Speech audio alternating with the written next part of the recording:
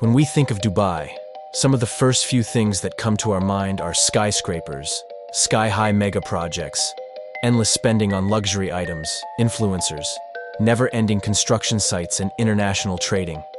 It's a true symbol of wealth and luxury.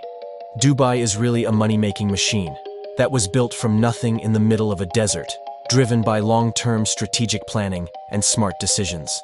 They have created an economic model just for themselves that is radically different from any other developed country in the world. It was the first Gulf country to move away from oil and started to diversify its economy by enabling more and more business-friendly environment, world-class financial services, and establishing its tourism sector by building colossal mega-projects. International investment and real estate sector are also the biggest contributor to its economy. But now, this economic growth has come to an end, and now everything Dubai built is not enough anymore. But how?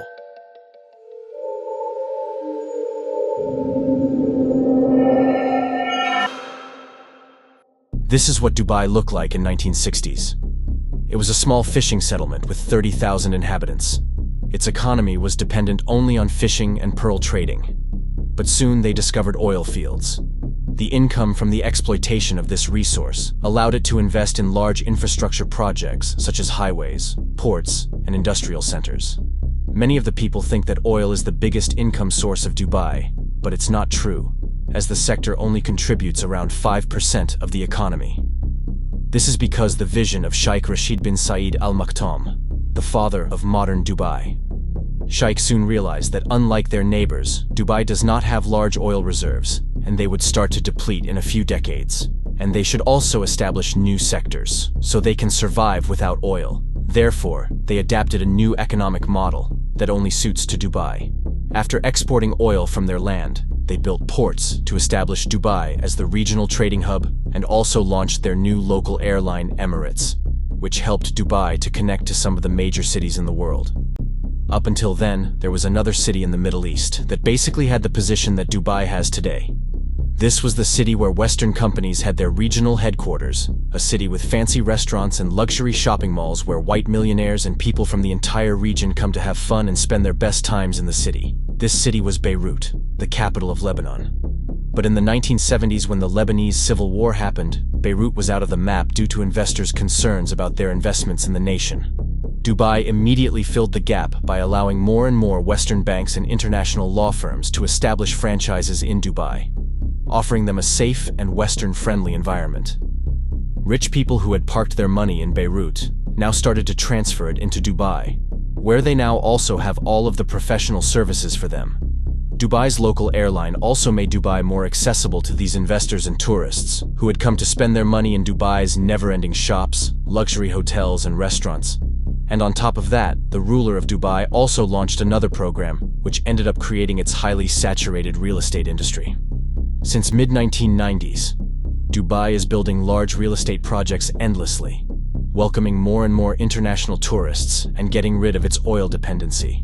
Dubai also stands out for not having taxes at its ports, both for imports and exports, to the point that in 2004, it was already the third largest re-exporting center of the world, only behind Hong Kong and Singapore. Thanks to the development of industries, financial and real estate sectors with hefty tax incentives for individuals and companies, Dubai became the largest immigration location and a prime spot for wealthy rich people to park their money. This is how Dubai created an economic model just for themselves, which no other developed country has ever used. But this strategy has now come to an end. Before further moving on, if you have watched this video so far, then please hit the like and subscribe button to support the channel.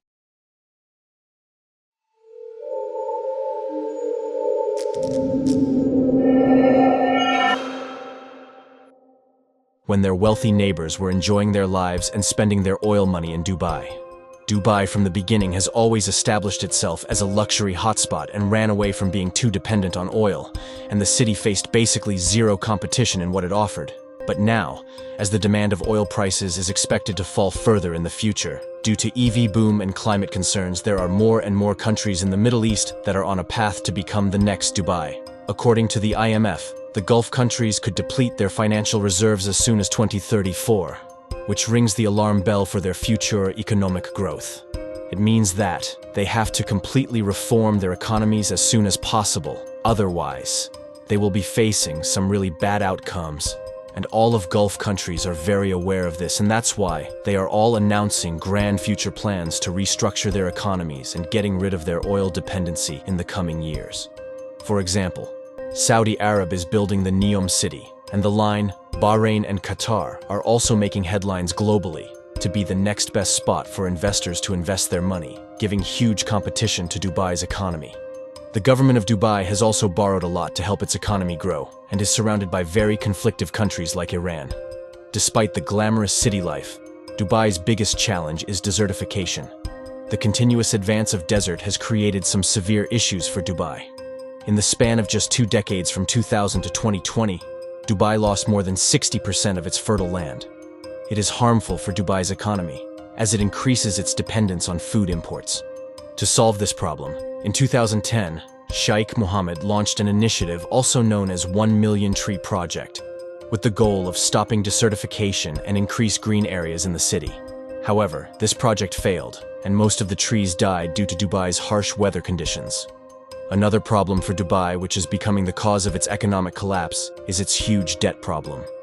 In recent years, Dubai has borrowed a lot of money to fuel its economic growth, stagnated by the COVID-19.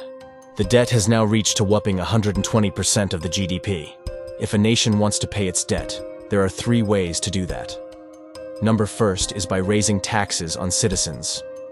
The second is through more debt, as the United States government does when it issues bonds. And number third, by printing more money. But in the case of Dubai, they cannot pay the debt by printing money since dirham, the local economy, is priced against the dollar. In addition, the government cannot issue bonds to pay off old debt as the Central Bank of the UAE does not allow it. Then the Dubai government would have no other choice but to raise taxes on companies or individuals. This could cause those who moved just to avoid paying taxes to start thinking about leaving. 85% of the residents living in Dubai are foreigners. Dubai is building housing projects at a pace at which it never should. If the nation does not want to give citizenship to the foreigners, then who would live in the country for their entire life? If people will not live there, then who would live in those colossal concrete structures? Most of the foreign workers in Dubai are laborers who came to the city with great expectations of earning good wages. But these workers could never afford to live there. The working conditions for these workers are precisely one of the biggest criticism that the city receives. Cases have been reported that once they start working, they are not free to leave their jobs and their passport is withheld. Also, the weather and the rest times are not the best. These are some of the major challenges that Dubai's economy is facing right now. But Dubai has a history of always solving its problems in a unique way, and it would also find some way to recover from current situation. We can only hope for the best. As Dubai has created a unique model and emerged as a global startup hub in middle of a desert, there was another country in the 1980s, whose economy was rivaling with the United States and soon about to become the next global superpower. And yes, this country is Japan. And if you want to know about how one single move of America proved to be the downfall of the entire Japanese economy, click on the video to the right, and I will see you there.